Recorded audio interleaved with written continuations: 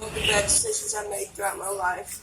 The fights I've seen between my parents made me perceive that domestic violence in relationships was just something that happened.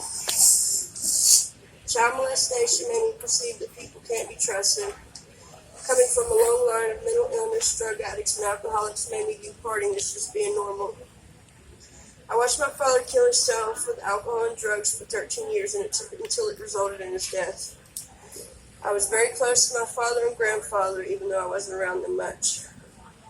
My mother and father split up when I was young, so my mom was a single mother. We didn't have much growing up, but for the most part, we had what we needed.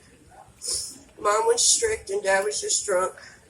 At 12, I started taking my dad's weed, drinking alcohol, and hanging out with adults. By the time I was 15, my dad and grandfather passed away. My sister, which was my best friend, moved out. Between death and change, I was devastated, destructive, and very depressed.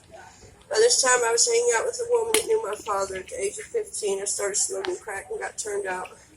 But then the next year, I manipulated my mom into letting me drop out of school. Shortly after, at 16, I moved out and moved in with my sister and two cousins. 2 months later, I moved into my own apartment, 2 doors from a friend I got high with. Needless to say, I got out of control pretty quick. Then I met a great man. We moved in together. I was 16, he was 25. And soon after, I found I was pregnant with the first of many children to come.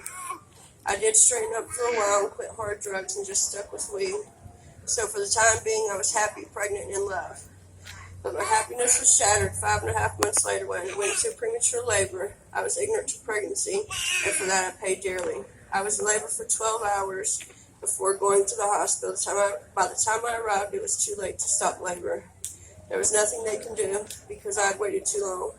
So they delivered my daughter, and we just waited for her to pass. They did have to sedate me, and after falling asleep when I awoke, I literally felt my heart shattered to pieces, and the little bit of innocence I had left was stolen away. I was shattered and broken. A year to the day that Dominique died, I found out I was pregnant with my second daughter.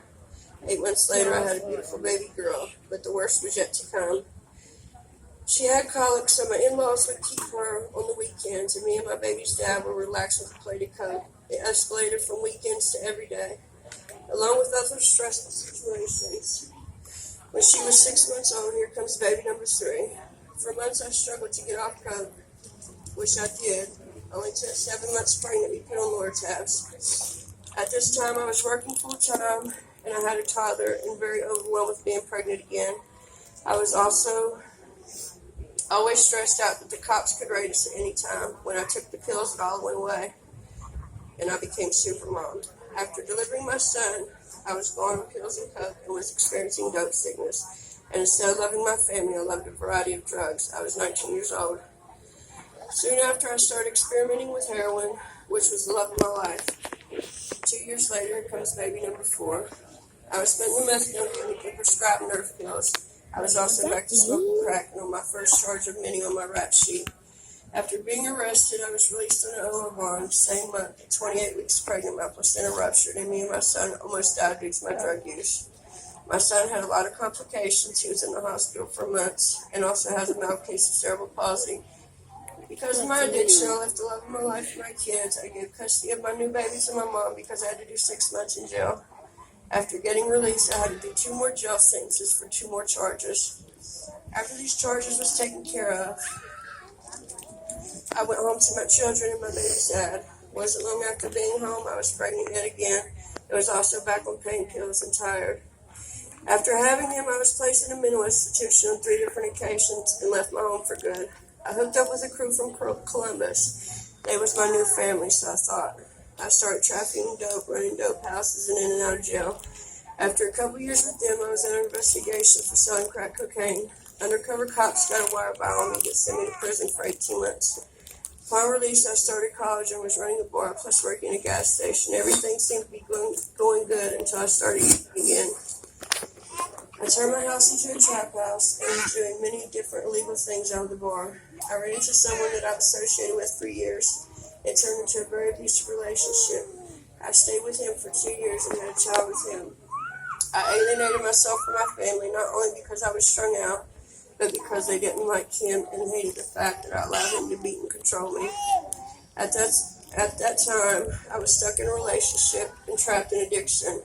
I was then picked up by the U.S. Marshals for burglary and a couple minor charges. Yep. I took a plea from 1 to 3. After 3 months in jail, the love of my life for almost 10 years, and the man I had 5 children with, overdosed and died. And the other one, well, he's just a deadbeat. So I know my kids would grow up without fathers. So I wanted to stop being selfish and give my kids the mom they deserve.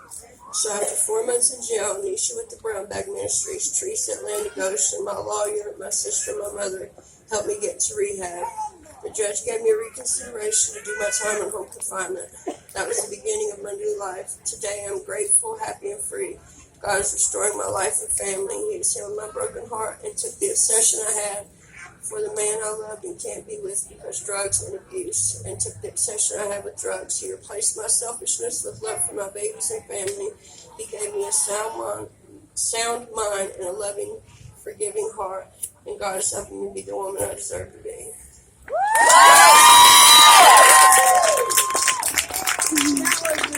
Go give her a hug. Go give her a hug.